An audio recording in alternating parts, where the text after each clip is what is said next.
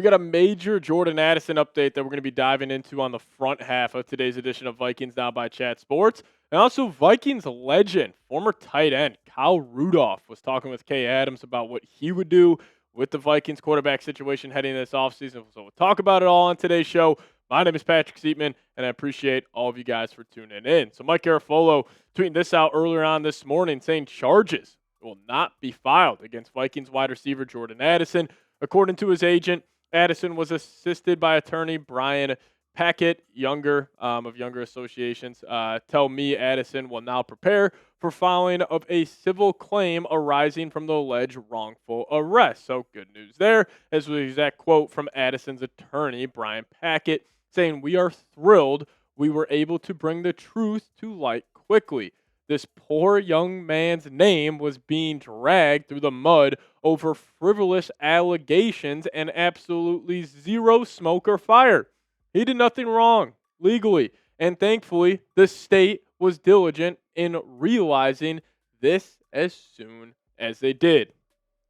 This is good news for Vikings fans. We can talk about everything we want outside of the field for Jordan Addison. We know his mishaps over the last couple of years. But in terms of him possibly getting another suspension from the NFL, that is pretty much put to bed. This is fantastic because if Addison were to have to miss potentially even more than 3 games next season, because let's just say he goes throughout this whole court process, they find him, guilty of whatever this really was going down at that casino in Tampa Bay, like Addison would probably get the hammer from the NFL considering he just got a 3-game suspension last offseason. They would probably give him a 5 to 6 game suspension this upcoming season. So this is great news for Addison. But on the Vikings front, we know his off-the-field issues. This is just another situation on the list of many situations with Addison dating back to his rookie season. The summer before them, he was caught speeding, going 140 miles an hour. The arrest of suspicion of DUI, which he pled guilty to, which resulted into a 3-game suspension. He was also suspended during the first quarter for missing a walkthrough when the Vikings were in London. And then obviously the recent one where he was arrested at the Hard Rock Hotel and Casino a couple weeks ago in early January. Now, I think the question becomes with the Minnesota Vikings, and they don't really need to answer this question this offseason because Addison's entering his 4th year, but that 5th-year option, it's $17.5 million. So the Vikings, if they want, they have 2 years of team control for Jordan Addison, which I would probably guess is the likely option where the Vikings are going to go down here, where they're just going to say to themselves, hey, we understand Addison. He's got all this going on off the field. Let's just have him ride it out for obviously this year of the contract. Then if he proves himself, he has another good season, we'll pick up that 5th-year team option of $17.5 million, and then we'll try to work something out if they do want to extend him. Now, I would also have to assume the Vikings are still very concerned with Addison. Like, just because this situation, is pretty much put to bed, I'd assume the Vikings are still upset about it, that the fact that he was even putting himself in this situation. Like, Addison kind of showing some immaturity, some lack of self-awareness over the last couple of years. And honestly, I think the part that probably concerns the Vikings the most is honestly him missing the walkthrough parlayed with what happened in early January. It's just like, hey, dude, let's try to stay out of harm's way just a little bit. And I would fully expect the Vikings to at least pick up phone calls on Jordan Addison, because if you're another GM in the NFL, and maybe you're looking for that elite wide receiver 2, or potentially have Addison step into a wide receiver 1 role, you're probably calling Minnesota like crazy. Like if you're the Cleveland Browns, if you're a team potentially like the New England Patriots, or any of these other teams who have a need at the wide receiver spot, and you're looking at all this stuff with Addison, maybe you're hearing some buzz that the Wilfs are calling down from the ownership box and saying, hey, we don't want this look at the football team. Let's try to move Addison. You could potentially get him for a day 2 pick at this point. I just fully expect all the trade rumors around Jordan Addison to fully pick up this offseason. Personally, for me, you set the asking price way too high. I'm not moving him unless I get a first-round pick, because if you trade him for even a second, probably fair value for a guy like Addison, but what return are the Vikings getting? Like, you're just probably going to have to then draft another wide receiver with that second pick and hope they can turn out to be Jordan Addison. Now, yes, you reset the contract. I understand that.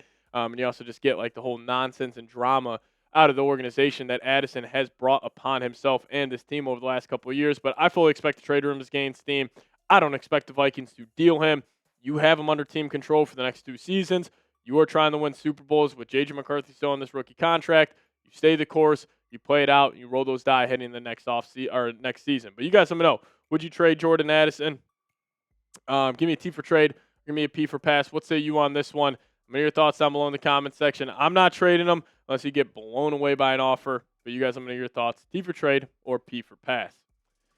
Kyle Rudolph, I love that we're talking about him, or we're talking about what he had to talk about the Vikings quarterback play. Coming up here in just a second, one of my favorite Vikings of all time, Rudy, the red-nosed reindeer. We'll talk about him here in just a second. But before we do so, let me tell you guys about today's presenting sponsor, and that is PrizePicks. Now, the big game is almost here. There's no better way to cash in during America's biggest sporting event than PrizePicks, where it always feels good to be right. And since the big game is right around the corner, that also means it's your last chance to get into the football action before next season. So close the season outright with PrizePicks by getting $50 instantly in lineups when you play your first $5. Now you guys can find your community on PrizePicks. With the new social feeds feature, you can share PrizePicks with your friends and copy lineups from winners with a single click. Copy lineups you like, use them as inspiration for your own picks. You can now even follow PrizePicks partners like us and tail or fade our picks with just one click. Also have a brand new feature called Early Payouts. So if your player gets off to a hot start, you now have the option to cash out those winnings before the game even finishes. So download the PrizePicks app today. We'll have this link for you guys in the comment section and description of today's show. But just plug in promo code CLNS. We'll hook you guys up with $50 in lineups. After you play your first $5 lineup, promo code CLNS to get $50 in lineups after you play your first $5 lineup. But a massive shout out to PrizePicks for sponsoring today's show. PrizePicks, it's good to be right. All right, so Kyle Rudolph, he was chopping it up with Kay Adams, and obviously Kay was going to ask him about the Vikings quarterback plan. And Kyle Rudolph had a pretty obvious take around it. And this is what he had to say, saying, I think they have to bring in a veteran to compete with JJ. I think it's a big mistake last year just handing over the reins and not having a veteran to compete with them. And Kyle Rudolph, he's been saying what we have all been saying. Like, that's why it drove me crazy. Even though last year, yes, I was probably wrong about it in saying the Vikings should move off Sam Darnold, go to J.J. McCarthy, but I was so infuriated with the Vikings' plan at the backup quarterback spot because they didn't have a plan. They just neglected that position, a guy that was coming off a torn meniscus, 22 years old, and then the Vikings organization just said, hey, we'll value the comp pick formula over potentially getting a high-end backup. And that ended up being the biggest reason why the Vikings did not make the playoffs. Yes, J.J. McCarthy, Max Brosmer, the quarterback play, Kevin O'Connell, they get a huge chunk of the blame pie. But I still think if you would have got out there and signed a Joe Flacco, would have signed a more high-end backup quarterback, you probably end up beating the Steelers. You probably end up competing with the Philadelphia Eagles in that game. And you probably found yourself in the playoffs this season. So Kyle Rudolph, 100% right. This offseason, you got to bring in some competition. Now, some guys that they could bring in. Number one, we've talked about him, Kirk Cousins. But number two, you could potentially give up a day 2 pick for Mac Jones. That'll be solid competition. Maybe you sign a guy like Malik Willis, even though it's looking like Malik Willis will end up in Miami. Following Jeff Hafley over there. And you can maybe get Anthony Richardson or even possibly a Geno Smith. Now, with where the Vikings are at right now, it's a very tough spot.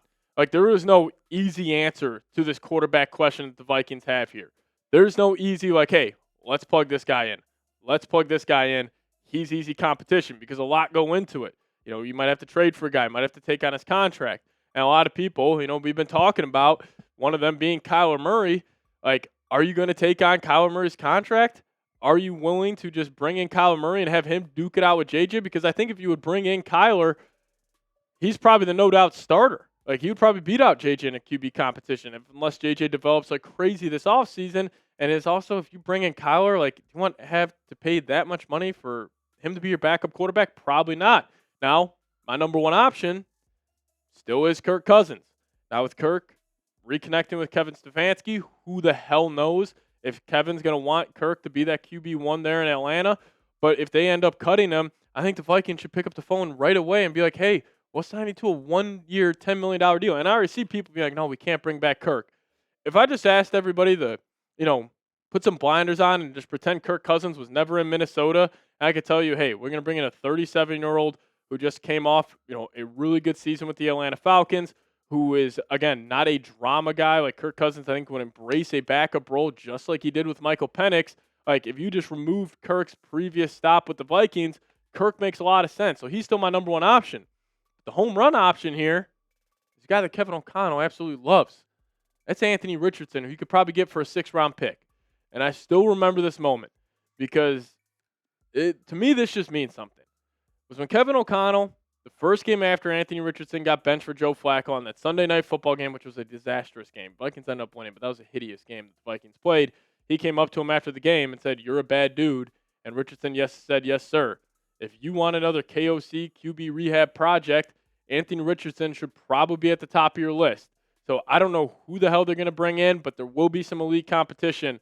And once they do that, we'll obviously have a video for you guys breaking it down here on the channel. Might even go live if it's a big enough name. But you guys let me know. Name a quarterback the Vikings will bring in this offseason. Get creative for me. Maybe there's an option we haven't talked about. Really curious to see what you guys have to say. So drop that name down below. We're getting on out of here. As always, let's go Vikes.